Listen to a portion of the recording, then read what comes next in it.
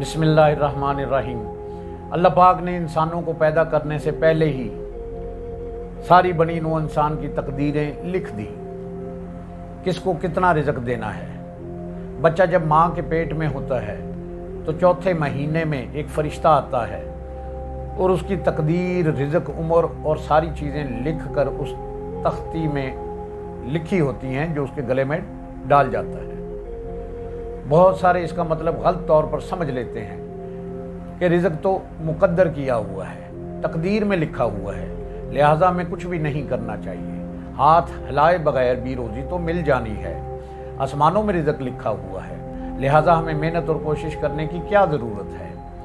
एक मिसाल से समझाने की कोशिश करता हूँ। एक शख्स ने इस आयत को पढ़ने के बाद सारी चीज़ें तर्क कर दी और एक जगह जाके बैठ गया और बस उसने कहा, मैं तो बाकी सारी ज़िंदगी यहीं गुजार दूंगा अल्लाह की इबादत में, और मुझे अल्लाह ताला खुद रिज़्क देगा, मुझे क्या ज़रूरत है कुछ करने की, और मैं तो अल्लाह की बंदगी में सारी ज़िंदगी गुजार दूंगा।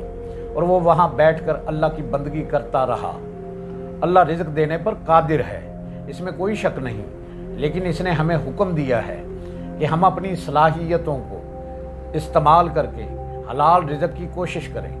और इंसान अगर हलाल रिज़्क की कोशिश नहीं करता तो अल्लाह के हुक्म की खिलाफ वर्जी करता है। देना तो रिज़्क उसी ने है, लेकिन इस रिज़्क को हलाल बनाने के लिए इंसान ने कोशिश और मेहनत करनी है। और जब ये कोशिश मेहनत करता है तो उसके नतीजे में उसको इसका फल मिलता है। और जिस तरह से ये कोशिश करता है इसी तरह का रिज़्क अल्लाह की तरफ से इसको अता किया जाता है। अल्लाह ने तकदीर में जो लिखा है वो हमें क्या मालूम है कि क्या लिखा है, वो तो इसका इल्म रखता है।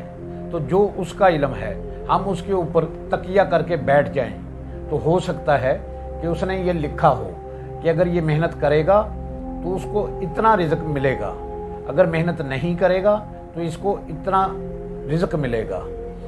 अगर इसने यही लिखा हो, हमें क्या पता इसमें ऑप्शंस दिए हों कि तकदीर में लिखा हो, अगर ये करेगा, क्योंकि इसने बताया है दो रास्तों का, दो रास्ते अल्लाह ने बताए हैं, जो रास्ता चाहे इख्तियार करे, तो जिस रास्ते पर चलता है उसका जो नतीजा इसको मिलता है वही इसकी तकदीर है।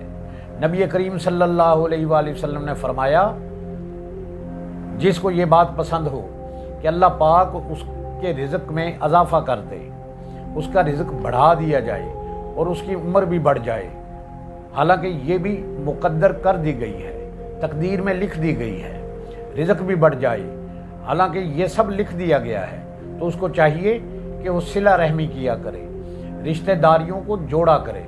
गोया जो रिश्तेदारियों को जोड़ेगा उसका रिज़्क भी कुशादा हो जाएगा, उसकी उम्र में भी बरकत हो जाएगी। तो इसका मतलब है इंसान जो अमल करता है उसका फ़र्क ज़रूर पड़ता है। तो इससे जिन लोगों ने ये समझा कि आसमान में रिज़्क है वो तो लिखा हुआ है, लिहाजा हमें कुछ नहीं करना चाहिए, इसका ये मफ़हूम दुरुस्त नहीं है और एक सरीहन गलत फहमी है। अल्लाह हमें मेहनत करने की और हलाल और पाक रिज़्क कमाने की तौफीक अता फरमाए। आमीन।